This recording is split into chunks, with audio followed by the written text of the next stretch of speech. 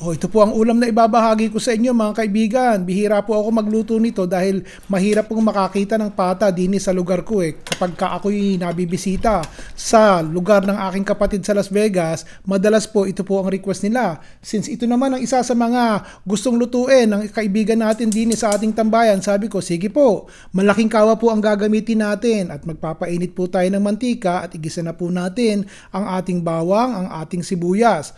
O ngayon, napakuluan ko na po itong ating pata, di po ba? So ilalagay ko na po dito at sasangkutsahin natin. Gumamit po ako ng pressure cooker para madali na ang ating cooking process. Pero kung wala po kayo, basta hugasan nyo po ng maayos at lagyan nyo ng asin, ng bay leaf at pakuluin nyo po yung pata hanggang sa lumambot. Huwag nyo po itatapon yung pinagpakuluan at isasabaw po natin yun mamaya. Ngayon po, pagkatapos nyan, lalagyan po natin ng toyo. Ang ating pata, bahala na po kayong dumiskarte kung gaano kadami.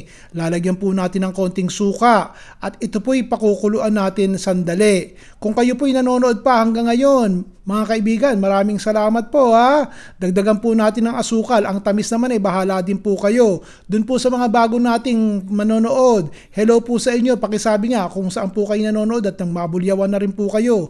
Maglagay po tayo ng star anise, ang ating pong banana blossoms o kaya naman maglalagay din po yung iba ng pork powder at nilalagyan din ng tausi yung iba. O ngayon, isasali na po natin tong pinagpakuluan. Ito po ang pangalawang kulo, yung unay tinapong ko para malinis-linis ng konti. O haluin po natin yan. Lagyan din po natin ng dahon ng laurel. Sige, sangkutsahin po natin. Ito po ang pampasarap, ang aking sikreto. Naglalagay po ako ng konting oyster sauce. Nasa sa inyo na po yun. Kayo po ba'y naglalagay ng oyster sauce? O pagkatapos po niyan, haluin natin. Ilakas nyo na po yung apoy. At nang kumulo na, ito ang pampatamis pang isa, pineapple juice po. Naglalagay po ba kayo ng pineapple juice? O ngayon, takpan nyo na po at pakuluin nyo. Madali lang naman po itong lutuin. Basta ang importante, napakuluan nyo yung pata. At yung mga ricado naman pagsasama-samahin nyo, igigisa nyo, isasangkutsa nyo. Tapos na po, yan po ang ating humba. Malambot na lalagay ko na po itong saba. Haluin natin ng konti. O, napagbigyan na naman po natin ang isa sa kahilingan ng ating mga kaibigan. Ilagay nyo po yung pangalan nyo. At nang pag nakita ko matawagan kayo bago magpasko. Alam nyo na. Sa ulam natin ngayon mga kaibigan, nagluto na naman ako. Pansinin nyo, isang kawa po ng humba ang aking niluto. Lalaki ng pata Ano po kaya ang susunod kong lutuin? Maglagay po kayo ng comment sa baba. Pananghalian!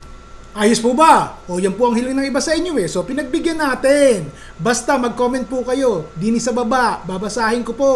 Sabihin nyo sa akin, ano ba Ricardo pwede nating ilagay na kaning baboy? Yan, may sarsa po yan. Panghapunan. O bukas po ulit. Ron Bilaro.